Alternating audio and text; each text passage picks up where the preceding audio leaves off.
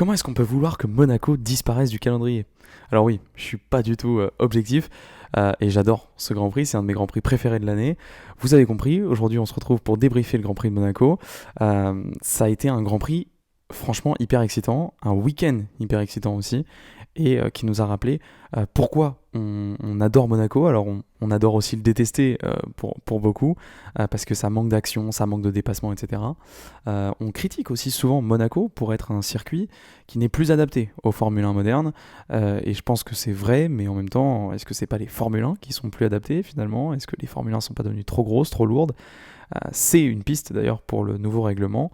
Mais en tout cas, ce week-end, ça s'est honnêtement plutôt bien passé, avec une course qui a été intéressante d'un point de vue stratégique, et qui surtout, avec l'arrivée de la pluie en fin de course, on va en reparler, a vraiment un petit peu rebattu les cartes. Alors même si devant, au final, le podium n'a pas changé, hein, il était déjà comme ça avant le début de la pluie, ça a été quand même une fin de course assez excitante, où on a eu plein d'actions en piste, alors beaucoup de petits crashs par-ci par-là, mais en tout cas, un week-end génial.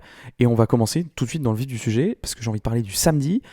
Le samedi, clairement à Monaco, contrairement à un week-end sprint un peu nul, là on essaye de mettre l'accent sur le samedi, à Monaco ça se fait naturellement. Le samedi, c'est clairement la journée la plus importante, tout simplement. C'est là que vous construisez votre week-end.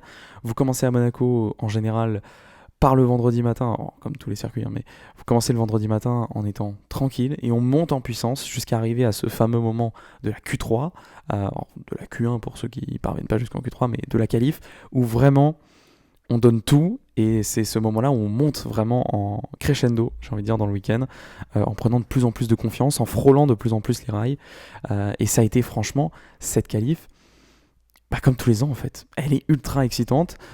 Honnêtement, c'est une des meilleures de l'année, et voire même, je dirais, ça fait très très longtemps, je ne saurais pas dire exactement, mais ça fait très longtemps que j'avais pas vu une qualif aussi intéressante, aussi excitante, parce que c'est ça, Monaco. L'enjeu est énorme, parce que c'est clairement d'aller chercher la victoire, hein, le lendemain. Le samedi fait quasiment votre dimanche, même si on l'a vu statistiquement, le poleman n'a pas tant que ça gagné. Il a gagné, je crois que c'est moins de 50% du temps que le poleman s'est imposé le dimanche.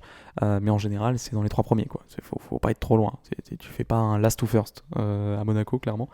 Et je pense que c'est tout ça aussi qui fait monter un peu la pression, j'ai envie de dire, et qui rend la qualif aussi intéressante. Et bien entendu, d'un point de vue purement technique, frôler les rails comme le font les pilotes, et manœuvrer ces voitures qui sont de plus en plus compliquées à manœuvrer justement dans les rues de Monaco. C'est juste impressionnant. On va bien entendu parler plus en détail dans cette qualif du Tour de Verstappen, de la Q3, et de la performance de Ocon, mais on va en reparler plus globalement quand on va parler du pilote français et d'Alpine.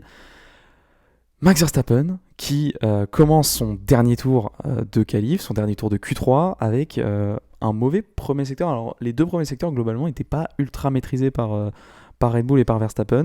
C'était surtout dans le troisième qui faisait la différence, et ça avait été déjà le cas sur les tentatives précédentes. En tout cas, Verstappen, ce qu'il a fait, c'est que vraiment, il a été à un niveau d'attaque que j'ai jamais vu de ma vie. Et ça me faisait... Alors, si je l'ai déjà vu à Jeddah en 2021, mais ça s'était fini dans le mur malheureusement au dernier virage.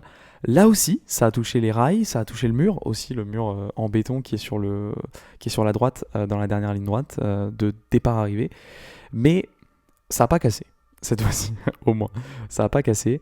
Il a réalisé tout simplement un troisième secteur, mais de fou furieux, en touchant les rails absolument partout. Il a touché les rails à la piscine, il a touché les rails à la sortie de la piscine, il a touché les rails, je crois aussi, un peu plus tôt dans le tour. Je crois qu'à un moment il frôle un rail, enfin je sais pas s'il le frôle ou s'il le touche, mais il n'y a rien en tout cas en termes de marge.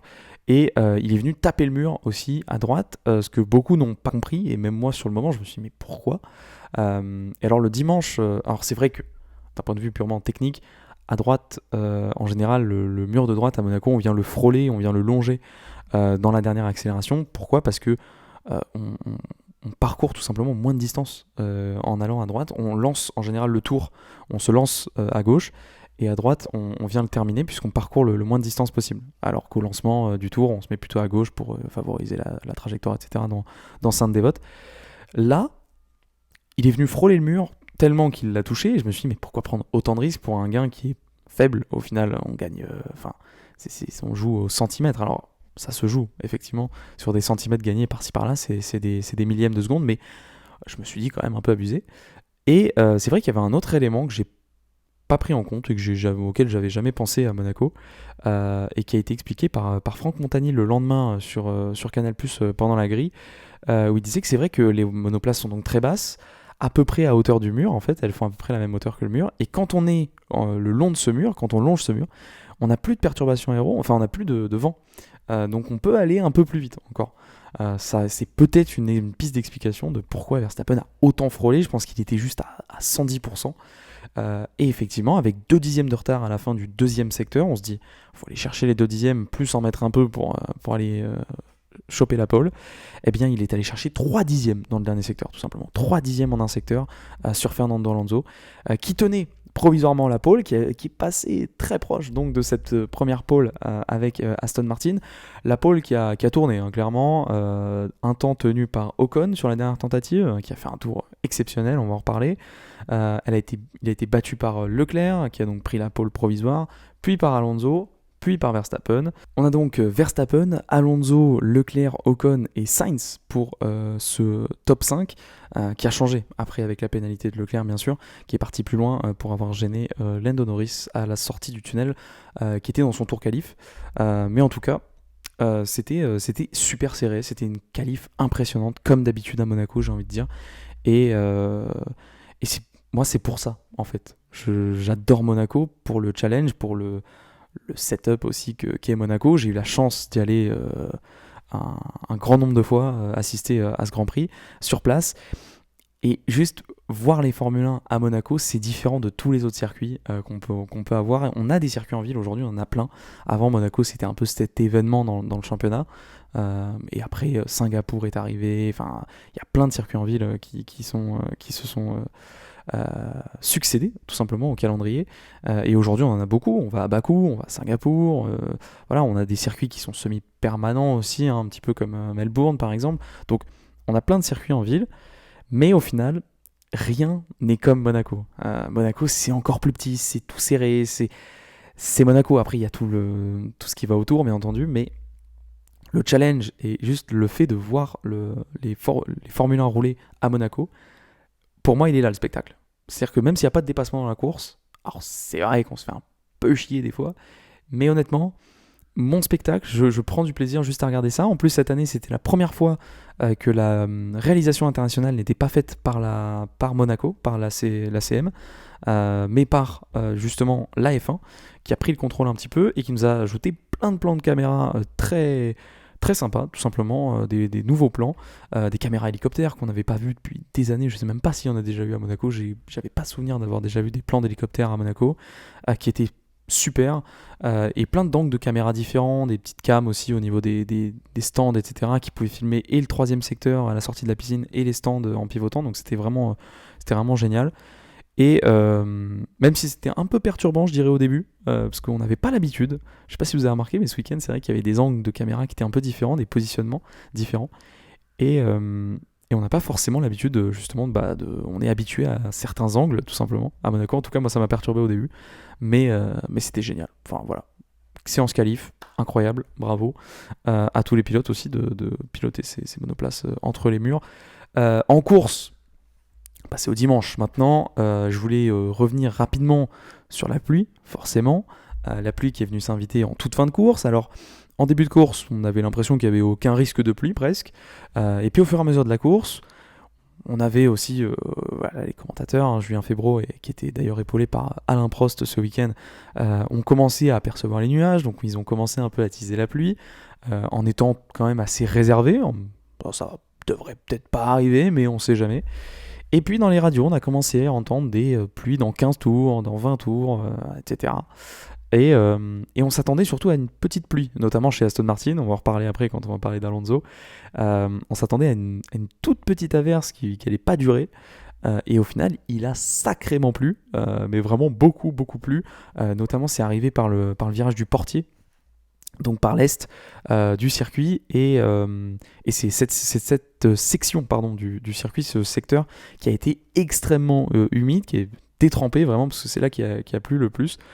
Donc quasiment de la descente vers Mirabeau jusqu'à l'entrée du tunnel, hein, toute cette partie en descente, c'est vraiment là qu'il pleuvait énormément. Et c'était détrempé. Les pilotes se sont retrouvés donc sur des pneus médiums, durs, qui étaient usés puisqu'on attendait la pluie. Alors même si certains se sont arrêtés avant, puisqu'on n'y a pas vraiment cru jusqu'à ce qu'elle arrive, jusqu'à quelques tours avant, on n'y croyait pas vraiment à cette pluie. Et au final, on s'est retrouvé avec des monoplaces. Alors autant c'est dur, on vient d'en parler en qualif, de naviguer dans les rues de Monaco avec une Formule 1. Autant quand vous êtes sous la pluie avec des pneus slick, et même on l'a vu après quand les pilotes sont passés en inter, il y a quand même eu des dingueries. Je voulais parler rapidement de Magnussen qui est resté, mais je sais pas combien de tours en plus. Alors, pas énormément, mais c'était le dernier gars en dur, alors qu'il s'était détrempé. Tout le monde s'était arrêté, et lui il était là, frérot. Je sais pas ce qu'il faisait. Donc là, un petit problème, je pense, de communication, ou j'en sais rien. Peut-être que chez As, on a cru que ça allait partir, mais je vois pas comment, parce qu'une fois que la piste était détrempée, il fallait vraiment s'arrêter. On a peut-être eu des problèmes au stand, etc. J'ai pas creusé beaucoup plus à ce sujet, mais c'est vrai que je voulais juste en toucher deux mots. C'était assez incroyable de voir Magnussen comme ça, en pneu dur, alors que tout le monde avait pité. Bref, petite erreur de As. As qui a pas vécu le Grand Prix le plus simple. Hülkenberg s'est pris pénalité sur pénalité, un peu à la Ocon Bahreïn, tu vois, en début d'année. C'est vraiment allez hop, pénalité, t'as pas respecté la pénalité, boum, t'as pas fait ça. Enfin bref, week-end assez noir pour As, qui a pourtant montré une bonne pointe de vitesse, alors qu'il n'était pas là pour jouer des gros points, mais qui était quand même franchement correct, je trouve, pour une voiture qui, on le sait, hein, comme tous les ans, n'a pas vraiment d'amélioration, mais en tout cas, voilà, pour fermer la petite parenthèse sur As, c'est dommage, ils n'ont pas vécu la course la plus simple. La pluie, donc, qui a rendu la fin de course absolument folle, des stratégies dans tous les sens. Ça a été un petit peu compliqué parce qu'au début, on se dit, est-ce que ça va vraiment tenir? Donc, on essaye peut-être de rester un tour de plus. Il y en a qui ont parié, qui se sont arrêtés un petit peu plus tôt. Mais surtout, on va en parler d'un en particulier, Fernando Alonso, qui a peut-être, avec Aston Martin, fait la plus grosse erreur de cette saison pour l'instant, d'un point de vue stratégique, avec un arrêt de trop, tout simplement. Ils se sont arrêtés, je vais vous dire ça tout de suite parce que j'ai ma petite liste des arrêts. Il s'est arrêté tour 54 pour mettre des médiums, 9, alors qu'il se mettait à pleuvoir. Genre, à ce moment-là, on savait qu'il pleuvait. Vraiment, j'ai pas compris. Alors, soit on reste un tour ou deux de plus dehors pour voir si vraiment ça pleut beaucoup, et on s'arrête le tour d'après. C'est ce que beaucoup ont fait, puisque tour 55, il y a énormément d'arrêts pour les uns et les autres, pour passer donc sur les pneus intermédiaires, les Ferrari qui se sont arrêtés, Alonso qui s'est réarrêté aussi. Ça s'est joué globalement entre le tour 55 et 54 pour les arrêts de pneus pluie. Et notamment par exemple pour Max Verstappen qui s'est arrêté lui aussi tour 55 parce que les leaders avaient déjà passé une première fois, donc forcément les premières voitures ont eu un tour de plus, on va dire, à faire. Mais en tout cas, Alonso s'arrête tour 54, met des médiums, en se disant, chez Aston, on se dit à ce moment-là, on va mettre les médiums parce que comme ça, au moins, on a des pneus neufs. C'est vrai que c'est mieux parce que les pneus neufs, ils ont plus de gomme en épaisseur, hein. Plus le pneu s'use, moins on a de gomme en surface. Et c'est donc beaucoup plus compliqué de maintenir la température dans ces gommes. Et justement, quand il pleut, forcément, la piste, vous vous doutez bien, elle refroidit énormément et on perd énormément de température. Donc quand on est sur des pneus neufs, idéalement des pneus tendres, alors médium ça marche aussi un peu, mais plus le pneu est neuf et plus il est tendre, plus on va garder de la température et plus on va être à l'aise, même sur une piste un peu humide, on va continuer à pouvoir imprégner un rythme quand même pas dégueu. Sauf que là, non, c'est vraiment, il y a un niveau. C'est-à-dire que quand il fait 2-3 gouttes, c'est un peu humide, c'est un peu gramouillé, ce qu'on appelle. C'est des pistes un petit peu compliquées sur lesquelles rouler parce que on a un peu des petits patchs d'humidité par-ci par-là, c'est difficile de juger. Là, ça marche. Ok, il n'y a pas de problème, on peut le faire avec cette technique-là. On a des pneus neufs, slick, qui ont donc plus de gomme, plus tendres, ils accrochent, pas de problème. Quand il commence à pleuvoir comme il pleut là, non, c'est non, tout simplement. Donc j'ai vraiment pas compris. Au moment où Alonso s'arrête en live, on se dit mais pourquoi? Et surtout, ce qui devait arriver arriva. Tour d'après, on met les pneumatiques intermédiaires à Alonso parce qu'il pleut beaucoup trop.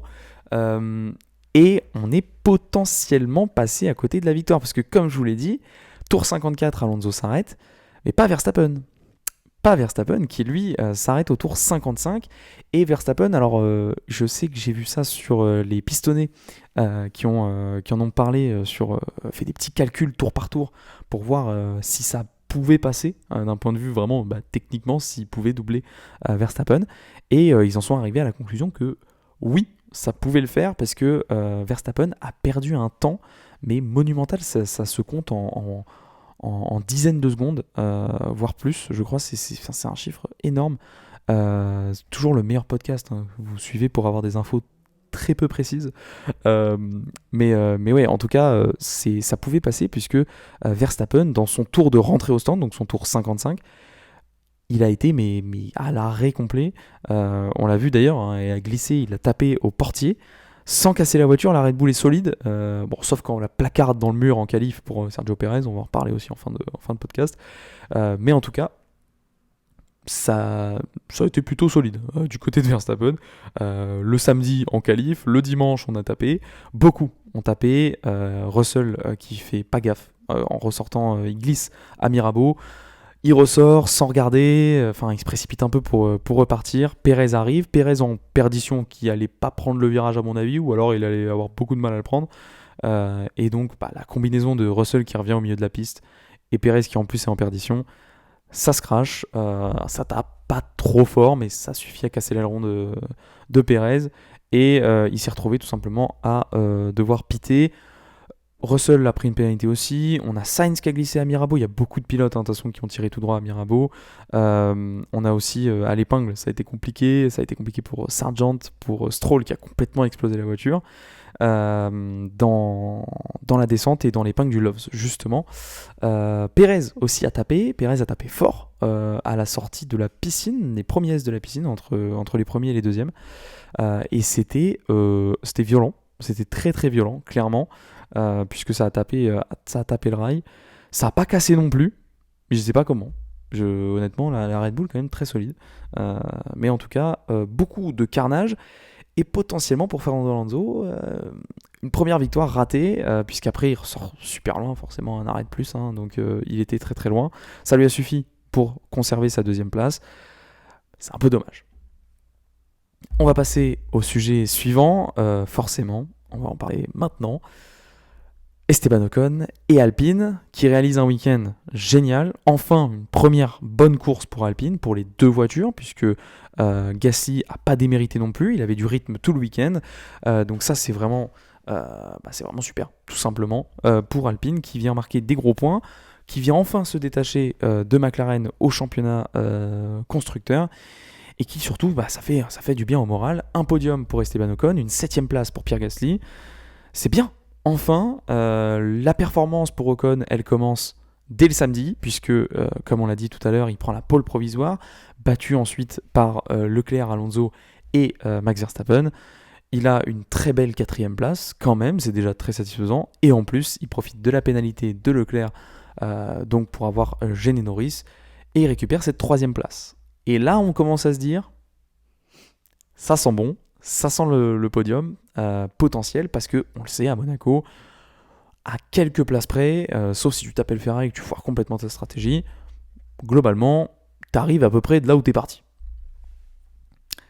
Chez Alpine, on foire pas les stratégies, et même on a résisté un peu à la pression mise par Carlos Sainz, du côté pilotage pour Ocon, et du côté stratégique pour l'équipe, qui n'a pas cédé aux grossières, j'ai envie de dire feinte de Ferrari de s'arrêter au stand, qui le fait par 2 fois de manière vraiment, je veux dire, t'as Sainz qui est clairement sur un très long relais, parce que sinon il peut pas finir, il faut qu'il fasse 2 stops, etc., qu'il faut emmener les pneus loin, et en début de course on commence à faire des box dislap, non frérot, ça marche pas, on sort les mécanos, etc. On met les moyens, on va au bout pour Ferrari.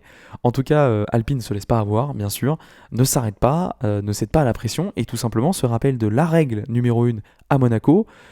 on ne fait pas de stratégie en mode undercut, overcut. On garde la position en piste. C'est ça le plus important, c'est la track position. Et clairement, ils ont bien compris les règles du jeu à Monaco. Il vaut mieux être devant. Ça sera toujours plus simple de défendre que d'attaquer. C'est-à-dire que être derrière quelqu'un avec des pneus plus tendres, des meilleurs pneus, etc., pour être plus rapide et attaquer, on le sait, Monaco pour dépasser c'est quasiment impossible, même s'il y a eu pas mal de dépassements. Il y a eu un dépassement de plus qu'à Bakou, pour vous dire un petit peu.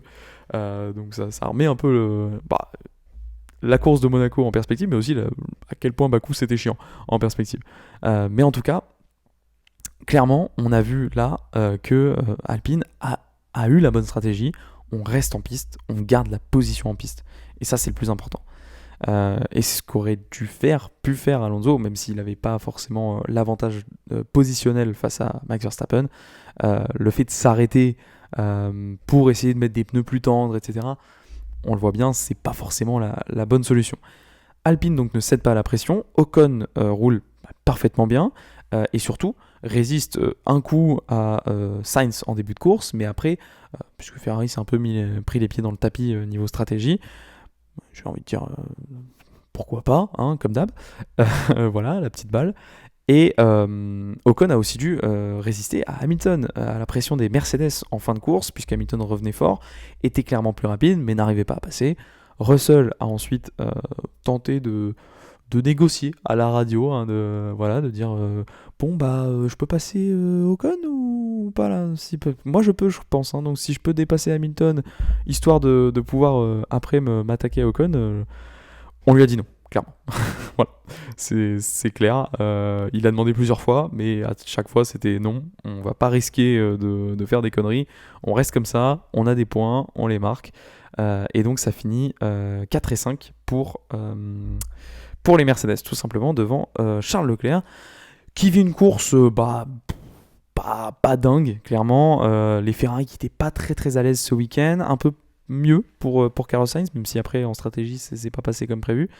Mais clairement Leclerc n'était pas du tout satisfait du comportement de la voiture, elle sautait, etc. Enfin, voilà, ça lui a pas du tout plu, et surtout c'était encore pire en course, puisque la voiture avec le plein d'essence et rebondissait encore plus, elle était trop rigide, et ça n'a pas convenu à Leclerc.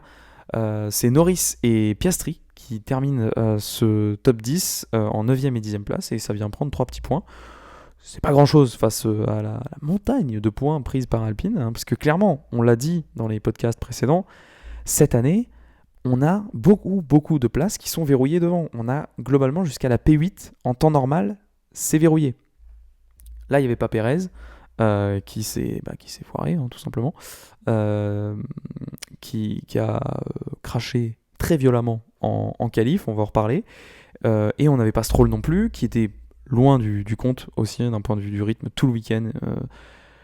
Je fais une petite parenthèse, mais Stroll va falloir se réveiller parce que Ocon l'année dernière, hein, pour tous les haters de Ocon, nous a montré qu'Alonso, on pouvait le battre, clairement. Même si Alonso a pas eu de chance l'année dernière, etc. Enfin, il y a eu plein de fiabilité, etc. Il y a quand même des jours où les deux voitures finissaient et c'était Ocon devant. Et en qualif, etc. Ocon a montré que Alonso n'est pas invincible, on peut le battre si on a du rythme et si on est bon. Et clairement, Stroll, en ce début d'année, il l'est pas. Il est pas bon, il est très loin du compte. Il a jamais été proche d'une position de podium. Il y a même pas eu l'illusion en mode une P4 qui aurait pu se transformer. Non, il n'a jamais, ne serait-ce qu'approché le podium. Et Alonso, on est à son 4e sur 5 courses. Donc, il va falloir commencer à se remettre en question pour Stroll, tout simplement, et commencer à monter un peu le rythme face à Alonso. Bref, je ferme la parenthèse là. On a, chez Alpine, profité de deux pilotes des top teams hors course, hors d'une possibilité de points, etc. Et pour marquer des gros points, tout simplement. Et être même devant beaucoup d'autres voitures. C'est à Monaco qu'il faut le faire. Et Esteban Ocon l'a très bien fait. Attention, je mets mon petit, pour finir la partie Alpine, je mets mon petit point d'exclamation pour dire que faut pas qu'on se repose sur ses lauriers, faut pas qu'on se dise ça y est, on est les rois du pétrole chez Alpine. Comme l'a rappelé Franck Montagny après la course, ça reste une très belle performance, mais Monaco, ça reste un circuit où le pilote fait le gros du job, clairement.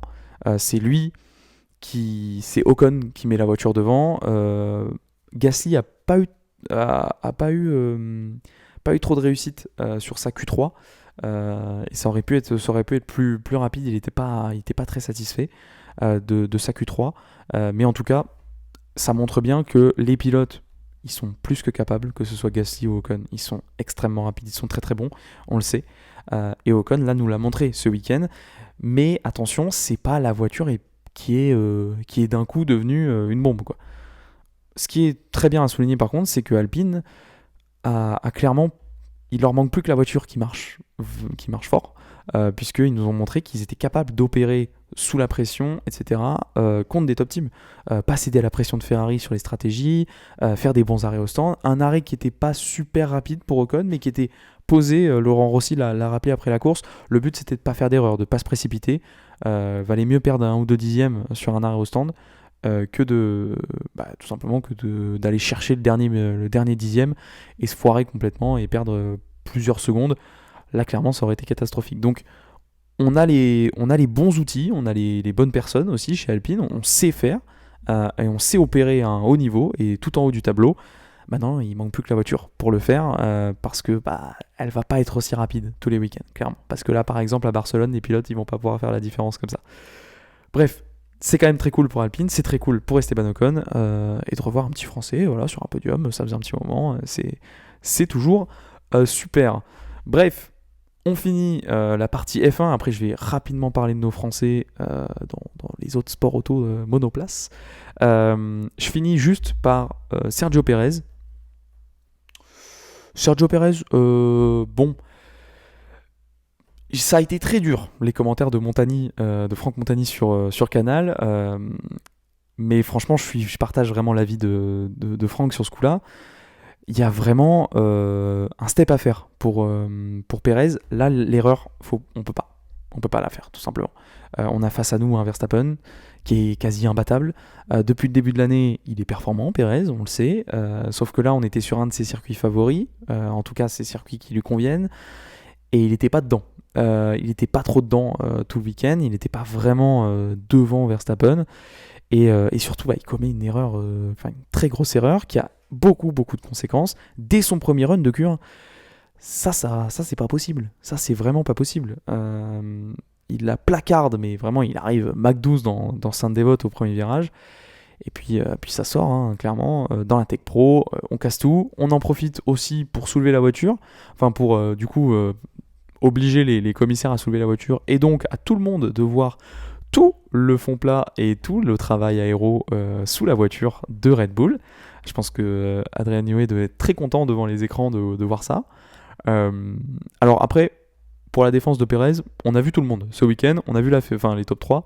On a vu la Ferrari, on a vu la Mercedes et on a vu la Red Bull. Tout le monde s'est fait, tout le monde s'est fait soulever. C'est une très mauvaise phrase à dire comme ça, je suis désolé. Mais en tout cas, toutes les voitures ont révélé leur secret aéro, voilà, c'est mieux. Sinon, on a eu aussi la Mercedes quand même, je tiens à dire juste 2 secondes, on l'a soulevée mais de je sais pas combien, de 10 étages, elle volait la voiture, clairement. Très très impressionnante les images à Mirabeau, donc après l'erreur de Lewis Hamilton en qualif. Voilà, il l'a planté, ça arrive, c'est comme ça. C'était pas en qualif d'ailleurs, qu'est-ce que je dis, c'était en fin d'essai libre, pardon. Pérez, pour revenir sur lui, clairement, ça va pas du tout. Si on veut se battre pour un championnat du monde, on peut pas faire des erreurs comme ça, qui en plus à Monaco ont des conséquences énormes. C'est vous gâchez votre Grand Prix, c'est fini. Vous partez dernier sur la grille et c'est terminé. Vous allez vous accrochez même pas un point. À Monaco, tu peux essayer de sauter 3-4 voitures à la rigueur avec la stratégie et pourquoi pas 1 ou 2 dépassements. Voilà, on sort un peu les épaules et puis on peut y aller. Mais on remonte pas 10 bagnoles, quoi, ou encore pire 20 bagnoles si tu veux aller gagner. Mais je veux dire, même pour aller chercher un point, on peut pas. Tout simplement, Pérez qui fait une course, il est là, quoi. Ça finit 16ème, ça s'est arrêté je sais pas combien de fois, à 2 tours de Verstappen, ça fait très mal. Voilà, on n'a même pas réussi vraiment à profiter de la pluie pour essayer d'aller sauter du monde. C'est bizarre ça aussi comme phrase, hein. Faut que j'arrête à dépasser des gens, c'est mieux. Donc voilà, pas vraiment maîtrisé, erreur grossière qui pourrait lui coûter cher. Là, c'est un petit 25-0 qui vient de se prendre, ça fait mal, clairement, ça fait très mal pour Sergio Pérez. Je conclus ce podcast qui est un petit peu plus court que d'habitude, quoique on devrait arriver à peu près dans le même temps que d'habitude, mais en tout cas par nos Français. Donc, Victor Martins, on va commencer par lui. Il y a eu le truc le plus fou du Grand Prix, de la course de F2, qui a manqué de très peu de rouler sur un commissaire. Ça aurait pu être catastrophique. C'était après un abandon dans Massenet, un départ de feu sur une voiture. Voilà, il l'évite au dernier moment, mais clairement il roulait trop vite. Il prend un drive-through alors qu'il était deuxième, donc en course longue. Du coup, il a perdu, je sais plus combien de positions. Vraiment dommage pour lui, clairement. Par contre, Théo Pourchaire, lui, récupère cette deuxième place. On avait nos Français 2 et 3, et Théo Pourchaire donc récupère cette deuxième place après avoir fait une course sprint safe pour les pilotes Hart. Clairement, on n'a pas voulu faire d'erreur, on n'a pas voulu casser les voitures, perdre des points. C'est pas le samedi qu'on vient jouer des très gros points en course sprint de toute façon. Donc voilà, on l'a rappelé chez Hart, dans la direction de chez Hart l'a rappelé aux pilotes. On est tranquille le samedi, c'est ce qu'ils ont fait. Ils sont allés chercher des petits points. Voilà, on fait pas d'erreur. C'était très bien. Le dimanche, c'est dommage pour Victor Martins. On peut parler aussi d'Isaac Hadjar qui était en tête, tout simplement avec la grille inversée. Il était en tête de la course sprint, il partait en pôle et il l'a mené cette course. Il l'a mené très bien, sauf qu'il y a eu un problème moteur en relance de safety car. Voilà, relance après la safety car. Problème mécanique, abandon pour Isaac Hadjar. C'est vraiment dommage et c'est vraiment pas de chance parce que il avait montré vraiment un gros rythme et il était capable de tenir tout simplement tout le monde derrière lui. Et ça aurait pu être vraiment sympa de le voir remporter, même si ce n'était qu'une course sprint. Ça aurait été très cool. Le week-end de nos Français a pas été beaucoup mieux outre-Atlantique, j'ai envie de dire, avec un Romain Grosjean qui s'est fait percuter dans les stands, puis qui s'est craché aux 500 miles d'Indianapolis. Voilà, certains supposent, alors c'est un peu les hypothèses, je ne sais pas si ça a été vérifié ou pas. Encore une fois, des infos très approximatives, n'hésitez pas à vous abonner. Et Romain Grosjean qui peut-être se serait craché à cause de cet incident justement qui a pas mal abîmé la voiture. Ça avait tapé fort quand même pour Romain Grosjean. Et Joseph Newgarden qui est allé... parler vite fait du vainqueur quand même si on parle de nos Français, Joseph Newgarden qui est allé remporter ses premiers 500 miles d'Indianapolis, lui qui était déjà double champion d'IndyCar. Il lui manquait le Graal, les 500 miles, et il est allé les remporter avec beaucoup d'émotion face à Ericsson dans un dernier tour de fou. Les relances en fin de course, c'était n'importe quoi. On relançait, ça crachait, on relançait, ça crachait. C'était vraiment assez fou. On a mis un temps dingue à terminer cette course, mais c'était vraiment toujours un spectacle dingue et des stratégies dans tous les sens. Moi j'adore les 500 miles, j'adore l'IndyCar, mais alors là les 500 miles c'est vraiment c'est assez fou, clairement. Et puis avoir deux des courses les plus importantes presque du monde avec les 24 heures du Mans dans le même week-end, c'est toujours un super week-end. Moi je trouve le week-end du Grand Prix de Monaco et des 500 miles d'Indianapolis. Ça n'a pas été mieux clairement pour Simon Pagenaud qui a lui aussi abandonné. Voilà, pas facile pour les Français, pas facile ces 500 miles aussi. Je tenais juste à terminer sur ces 500 miles par un incident qui a provoqué du coup cette première relance de fin de course, qui ensuite à chaque fois qu'il y avait d'autres crashs, donc on n'en finissait plus. Mais en tout cas, un incident qui aurait pu être dramatique, mais vraiment dramatique. Une roue qui est partie avec tout le moyeu, le triangle de suspension, les freins, enfin bref, vraiment tout le bloc de la roue, quoi, pas que le pneu ou que la jante, qui est parti dans les gradins, qui est passé par-dessus les gradins avec une chance inouïe, parce qu'en plus les gradins sont assez hauts quand même à Indianapolis. Puis à Indianapolis, le jour des 500 miles, c'est tout le tour du circuit, il est blindé de gens, hein. Il n'y a quasiment pas de trous autour de la piste. Donc si ça part, c'est direct dans les spectateurs. Il y a des grillages qui sont assez hauts d'ailleurs. Mais là, clairement, ça ne suffisait pas. La roue est partie en l'air. Et sur le live, vraiment, on a eu très très peur. Heureusement, elle a atterri derrière les gradins. Et heureusement, elle n'a pas atterri sur quelqu'un derrière les gradins. Parce que derrière les gradins, il y a des parkings. Il y a des gens qui peuvent se balader, tout simplement. Je sais pas, aller chercher une bouteille d'eau dans leur voiture ou j'en sais rien. Et ça aurait pu être dramatique. Donc, heureusement, elle a tapé une voiture. Alors, bon, c'est con pour la voiture, enfin, c'est con pour la fille ou le mec qui avait la voiture, puisque la voiture était pas mal défoncée quand même, ça a tapé sur le capot. Mais c'est bien mieux, clairement, que sur quelqu'un. Donc, on a frôlé le drame. Heureusement, ça s'est bien fini, j'ai envie de dire. Peut-être penser à mettre des câbles. Je sais pas si en IndyCar il y a des câbles, j'ai pas l'impression. Alors, peut-être qu'il y en a, mais qui s'est sectionné, j'en sais rien. Mais c'est rare, en Formule 1, on voit quasiment jamais les roues partir. Depuis qu'on a les câbles pour les retenir. Donc peut-être quelque chose à penser de ce côté-là. Bref, j'espère que vous avez aimé cet épisode un peu plus... Voilà, il sort un peu en retard, il n'y a pas vraiment un gros montage dessus, désolé. On va se rattraper pour le Grand Prix d'Espagne. N'hésitez pas à me suivre, à vous abonner, à liker la vidéo, sur Instagram, sur TikTok, pour plein de petites vidéos, c'est super. Voilà, d'ici là, portez-vous bien, c'est dès demain, hein, clairement, les essais libres, donc... Voilà, ça commence direct. Du coup, on retourne sur le Grand Prix d'Espagne. Et puis on se retrouve du coup la semaine prochaine, le mercredi cette fois-ci, à l'heure, comme d'habitude, mercredi 18h, pour le débrief du Grand Prix d'Espagne. Portez-vous bien. Ciao, ciao.